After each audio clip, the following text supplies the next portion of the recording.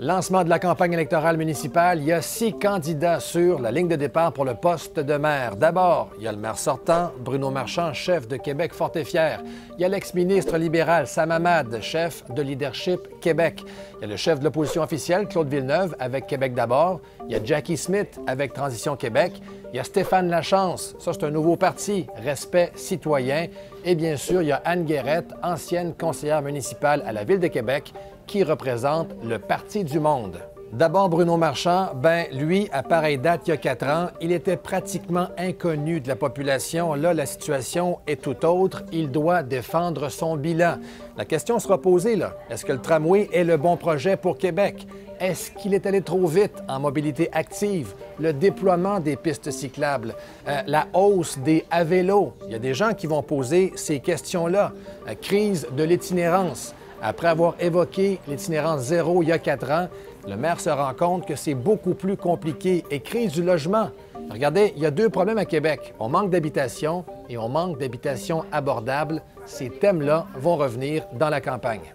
Sam Hamad, maintenant, on a compris cette semaine qu'il voulait imposer la question de l'urne. Selon l'ex-ministre libéral, le prochain scrutin va être un référendum sur le tramway. Le risque pour Sam Hamad, c'est que cette tactique-là, cette stratégie-là, elle a été essayée en 2021 par le chef à l'époque des anti-tramways, Jean-François Gosselin. Il a gagné 4 districts avec cette thématique-là. Le reste est allé à des partis pro-tramway. Alors, à voir, mais pour M. Hamad, les gens vont choisir le 2 novembre entre le tramway de Bruno Marchand et son service rapide par bus.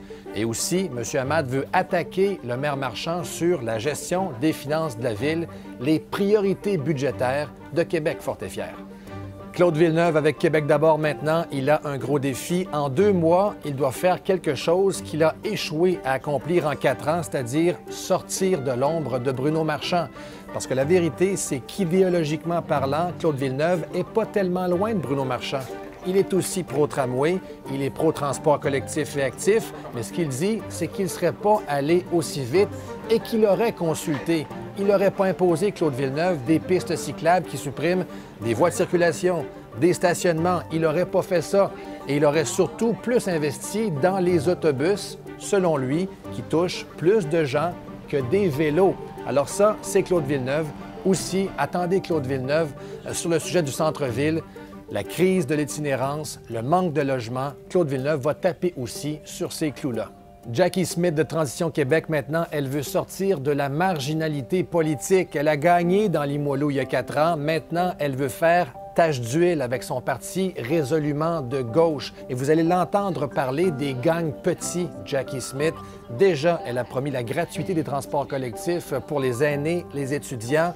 Elle va aller plus loin en ce sens-là, parler de logements abordables et elle va parler aussi du centre-ville, son quartier général et sur la rue Saint-Joseph dans Saint-Roch, dans l'ancien local Benjo.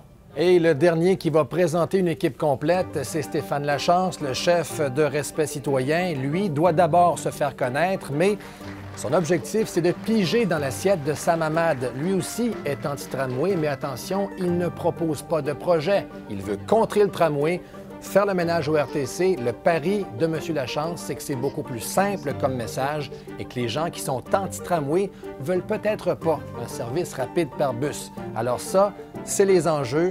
On vient de camper tout ça. L'élection, c'est le 2 novembre. Les gens ont 1 mois et demi pour se faire une tête.